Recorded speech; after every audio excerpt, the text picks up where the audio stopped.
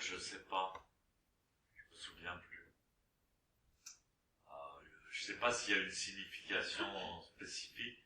Je sais qu'on doit pas couper en fait, le maître, il doit rentrer du pied droit et passer par la droite. Et les disciples, ils doivent rentrer du pied gauche et passer par la gauche. Et donc, ils doivent pas couper cette ligne. Et si, par exemple, s'ils veulent aller voir le maître, il faut qu'ils fassent tout le tour et qu'ils arrivent là. Je sais comment ça marche. Je ne sais pas si ça a une signification spécifique. Je pense que c'est un choix.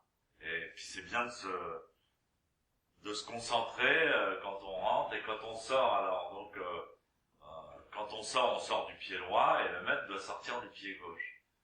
Ah bon, c'est des trucs symboliques qui se sont transmis.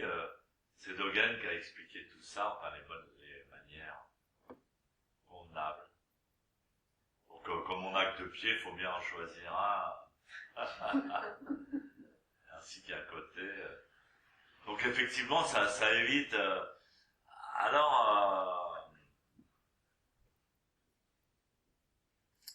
comment je pourrais... Ouais, on apprend quelque chose en rentrant dans le dojo, cet ordre,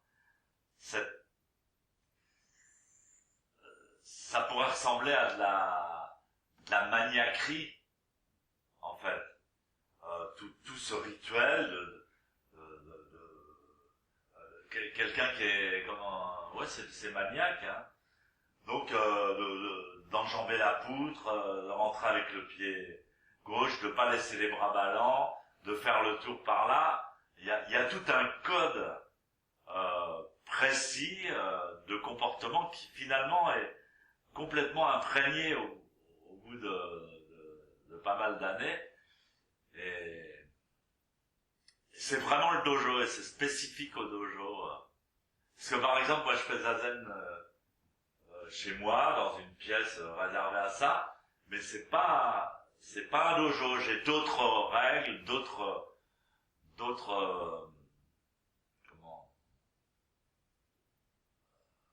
références, etc. dans ma pièce. Mais le dojo c'est vraiment spécifique et ça se pratique à plusieurs. C'est très puissant et je crois que ça laisse quelque chose dans la vie.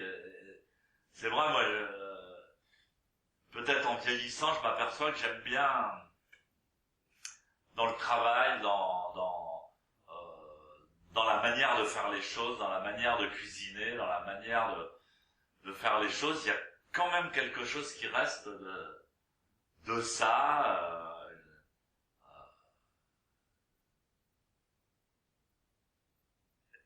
Essayer de faire une œuvre d'art qui a un commencement et une fin, une direction, un point final.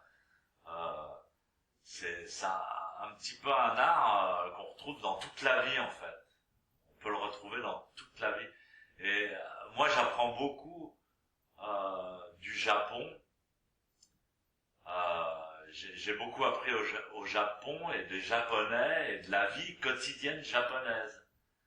Parce que si les Japonais ne sont pas du tout intéressés consciemment par le zen, ils savent ce que c'est quand même, tu vois, au Japon.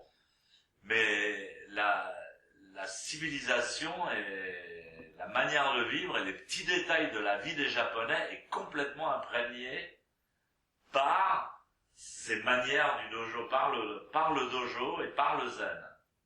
C'est assez impressionnant. Donc j'ai vu ça dans différents détails, par exemple dans les tissus. Je parlais à ma fille de tissus parce qu'elle travaille là-dedans maintenant dans les tissus d'ameublement, etc. Et on a été donc à une foire très importante des tissus, etc. Et moi, il y a des tissus qui m'ont fait complètement halluciner, qui étaient comme le kessa, et qui venaient d'Inde, etc. Et en fait, c'est une tradition. Tu vois, le kessa, on parle des disciples du Bouddha qui cousaient leur kessa, etc. C'est resté en Inde depuis 2500 ans, et au Japon aussi, les dames dans les maisons, elles prennent les vieux tissus complètement foutus et elles les cousent en contrepoint, exactement comme le kessa, et tu regardes ces tissus. Alors pour nous qui faisons du zen et qui sommes imprégnés de ça, on dit oh ce que c'est beau, ce que c'est beau, ce que c'est beau. Mais c'est une tradition qui s'est complètement perpétuée dans les petits villages au Japon. Il y a des petits magasins de tissus, de kimonos, et tout est cousu à la main. Enfin, c'est une tradition qui s'est vachement transmise, et c'est important. J'ai essayé d'écrire un projet que je continue à travailler sur l'athéisme. Sur l'athéisme par rapport aux religions fanatiques qu'on voit actuellement, où ils imaginent que... Alors moi j'ai écrit, moi je suis athée. Je crois pas en un Dieu qui soit quelqu'un et qui habite dans le ciel, et qui favorise une partie de l'humanité au détriment d'une autre. Je crois pas en cette merde. J'estime que c'est une maladie mentale collective, et que ça m'intéresse pas. Et la science est suffisamment avancée pour savoir que c'est un délire. Et donc il n'y a pas quelqu'un dans le ciel. Dieu, il est partout en toutes choses, mais il n'y a pas quelqu'un. Et s'il y a quelqu'un, ben ce quelqu'un c'est toi, c'est moi. Tu vois? S'il y a quelqu'un à aimer et quelqu'un à rencontrer, c'est nous. Il y a une relation intéressante. Et je disais, mais voyons, alors ils parlent tous comment ils appellent ça, la laïcité. Et je dis, la laïcité, c'est un monde de gens blasés qui n'ont plus d'éthique. Ils savent plus que, ils n'ont pas d'éthique fondamentale. Et en fait, ce qui remplace l'éthique maintenant dans notre société, c'est le politiquement correct.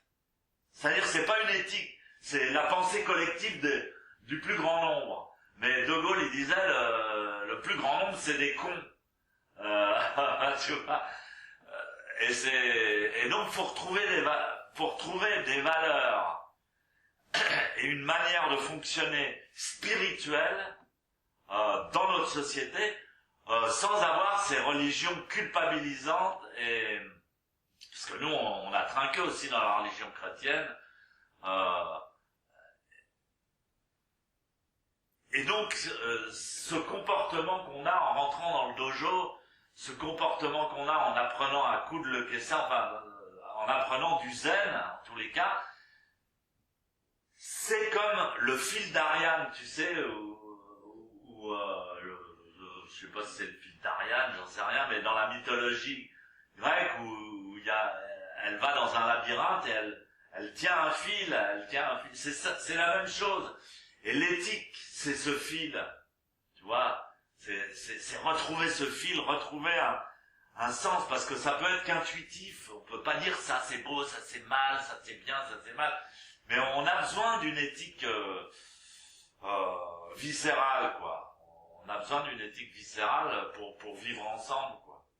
Alors donc je crois que le dojo c'est un apprentissage abstrait de cette éthique, où on rentre du pied gauche, où on tourne par la gauche, où on fait face à son lieu de méditation, symbolisé par le coussin, où on salue son espace intime de méditation, où on se retourne, je suis sûr que personne ne le fait d'ailleurs, où on se retourne, où on salue les autres pratiquants, où on s'assoit tout seul, mais on est déjà avec tous les autres.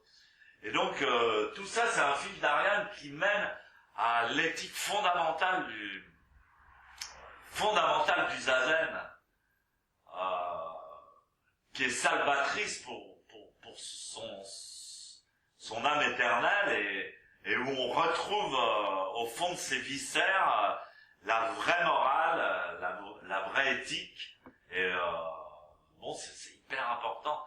Et la vraie morale et la vraie éthique ne peut pas être séparée de l'amour. Tu vois, c'est une relation c'est une relation d'amour. Alors donc tout le comportement de rentrer dans le dojo, il faut y faire bien attention. En fait, on salue son coussin, on se retourne, on salue les autres, on se retourne, on fait le tour par la gauche de son coussin, on s'assoit bien, on se balance de droite à gauche, tout ça. Et puis quand on est immobile, on salue, et puis ça commence, et puis là on bouge plus. C'est tout un cérémonial extrêmement important que on le comprend avec son corps. Enfin, je l'espère. Voilà. D'autres questions? Je sais pas quelle chose.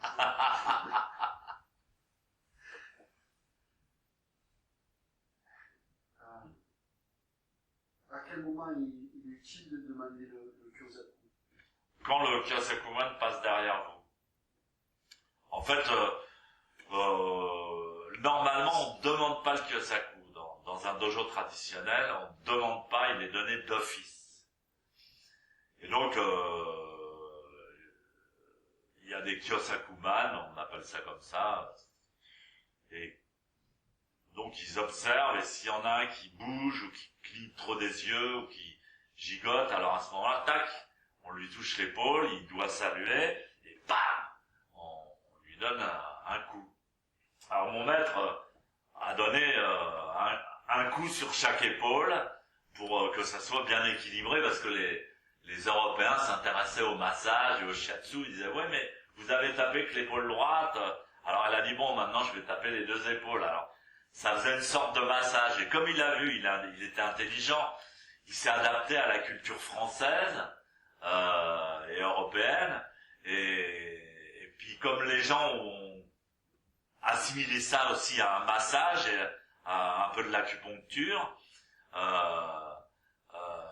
il a permis aux gens de le demander. Et en fait, on est passé du Kyosaku d'office à attendre que les gens le demandent. En réalité, le Kyosaku d'office, c'est mieux. C'est mieux parce que quand il y a le maître qui est derrière et qu'on est assis, on a une grande concentration parce qu'on a peur de recevoir un coup.